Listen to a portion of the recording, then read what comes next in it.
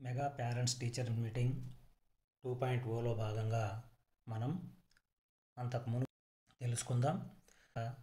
ఆ మీటింగ్ జరిగే రోజు 30 సెకండ్ల పాటు లైవ్ వీడియోను అప్లోడ్ చేయాలి. అదేవిధంగా 4 ఫోటోలను సందర్భానుసారం ఫోటోలను తీసి ఈ లీప్ యాప్లో అప్లోడ్ చేయాలి. మొదటగా లీప్ యాప్ను ఓపెన్ చేసి డిపార్ట్మెంట్పై క్లిక్ చేసి మనం లాగిన్ కావాలి. ఇది పూర్తిగా స్కూల్ లాగిన్లో చేయాల్సి ఉంది. ఉపాధ్యాయుల యొక్క ఇండివిజువల్ లాగిన్ కాదు. ఈ స్కూల్ లాగిన్లో ఓపెన్ అయిన తర్వాత గవర్నరెన్స్పై క్లిక్ చేయాలి. గవర్నరెన్స్పై క్లిక్ చేసిన తర్వాత సమగ్ర శిక్షపై క్లిక్ చేయాలి. ఈ సమగ్ర శిక్షలో పీటీఎం మీటింగ్ ఆప్షన్ కనిపిస్తుంది. ఈ పీటీఎం మీటింగ్ ఆప్షన్పై క్లిక్ చేయాలి. Capture video and images. ఆ పీటీఎం మీటింగ్ జరిగే రోజు వీడియో అనేది 30 సెకండ్ లైవ్ వీడియోని అప్లోడ్ చేయాలంటే వీడియోపై క్లిక్ చేయాలి. అదేవిధంగా ఫొటోస్.